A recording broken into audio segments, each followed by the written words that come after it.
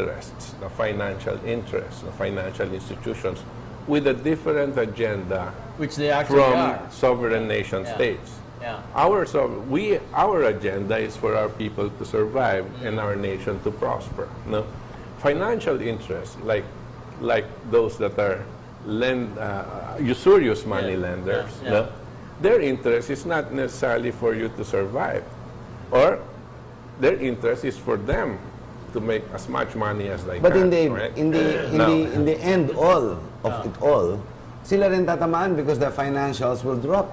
Well, if that bottoms out, the money is useless. But at least on a temporary basis, they survive. But who rules? Who rules? Yeah. You see? Now, this is where we have to understand a bit of history beyond just Franklin Roosevelt, and understand even all the way to the point where America revolted against the British. No? Because it is those ideas of the American Revolution that the British financial interest didn't like. It is those ideas of sovereign nation state, the general end. You remember, the British financial, I'm not talking about the British population, the British financial interest, or those that are London-based, their idea has always been empire. The sun never sets on the British Bank Empire. Of England. Of course. And they have done this. And I don't mean to go against any kind of people, but this is historical. This is what had happened. And the way they expanded their empire is through monetary interests, financial interests. That has always been what an empire is. Control of the financial system, and not land that they take over, but control of the system. All empires have been like that. Now, we have to go all the way back and understand that, they're going to die too. No, that's not what they're thinking. Their thinking is sovereign nation states should not be existing. You must allow free trade. Free trade means no interference by government. Free from government interference. What about people that are going hungry? So the money changers of the world will be the ones who will rule, regardless of That's their intention. communities. That's their intention. In fact, there is one phase of this we almost overlook. You see, after the last two wars, for World War I and World War II, who ended up with more money than everybody else? The United States.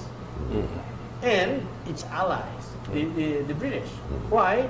Because during the First World War, they confiscated all the Germans and the German allies' investments in the United States. Don't forget that when the American nation, the American as a state came up, it was considered as the new world. And everybody from Europe went there, put up banks and all that, and invested. When the war with Germany broke up, the Germans had lots of investments in the United States. They were confiscated. And after the war, they had excess money. But you see, Second World War, the same. Gil speaks of Americans, British, but we're not really talking of the population, of the American population. Right? They're actually financial interests that are in control. Which is global. Which is global. You see, this is what has happened. And we don't say this as a conjecture. It is historically proven and fact. Who were the enemies of Franklin Roosevelt? Wall Street. The ones that were in control of Wall Street. And his campaign was always centered on that. Then he said, we are going to get rid of the people who make money by making use of other people's money. Which are just Sounds like speculations. exactly what's happening today. Exactly. Exactly. It's a repeat, and nothing else. Gentlemen, we're going to have to take a short break. It's interesting. On GNN, we aired some time ago, some 3-4 months ago, maybe we should air it again, although it's a little long. It's 4.5 hours. It's a program documented in America that talks about the American banking system. It goes back to the 18th and 17th century, going back to Napoleon Bonaparte.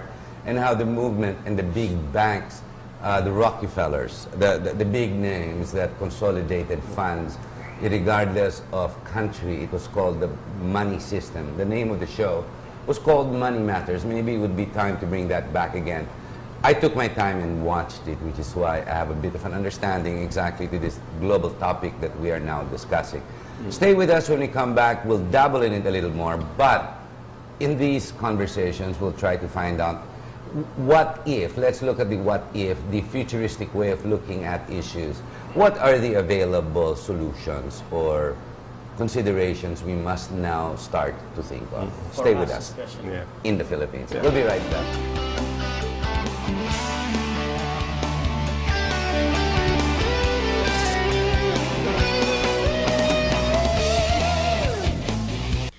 What issues matter to you most?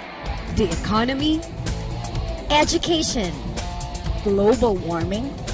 GNN's Philippine Biography grills your presidential candidates on the most pressing issues that we face today.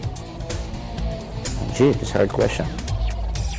Know them more from birth to their public service life and learn how each of them became successful. Philippine Biography. We give you information that you are not getting anywhere else. Mondays to Sundays, 6 p.m. right here on Global News Network.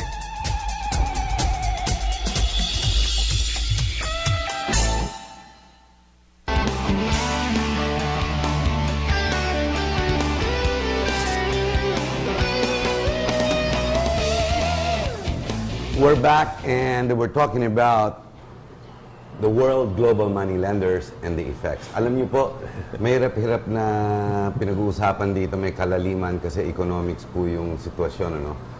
Economics, financial, ang dami pong may kalaliman nga naman. Pero it does affect us in many ways because without a clear understanding of what's going on globally, we will not react. It will not make us wary of what is going to happen. There are certain issues we really have to look at. Now, whether the issue LaRouche puts in front of you through Mr. Valdes is true or not, or whether you negate it or otherwise, the fact is he is basing his analysis not on assumptions, but real facts that have occurred, and he points out an arrow or a direction by putting the points together. Whether you agree on that or not, I think it is worthwhile that you and I begin to understand it one way or the other. Mr. Santos, anong tingin niyo po ang dapat gawin natin ngayon? Ang dapat natin gawin ngayon ay tingnan kung ano yung dadating.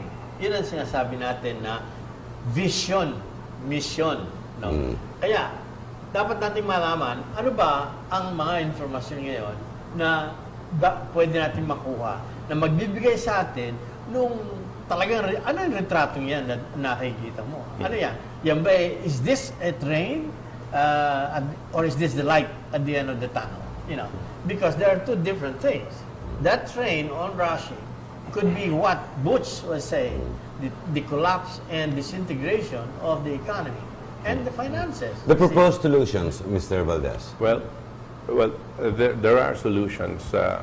Solutions in terms of the mind. We cannot stop the collapse of the financial system anymore, as you can already see it now. All of this, there is a pressure on part of our government now, without having to make any announcement. You can already see that we're facing a possible 300 billion peso budget deficit.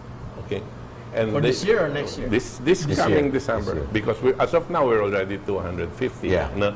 And they're frantically trying to sell as much assets as can be to try to cover the deficit, which is crazy because the assets that they're selling are productive assets, and just to cover a deficit. Right.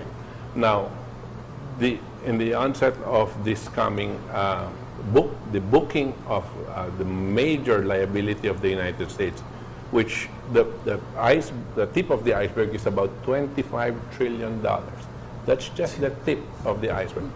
That one, once they book it, it's going to have a chain reaction impact on the rest of the world, where all economies will be having to follow suit in terms of printing up money. This is what we call the financial tsunami. And then the effect will be increase in prices of all commodities. the import bill for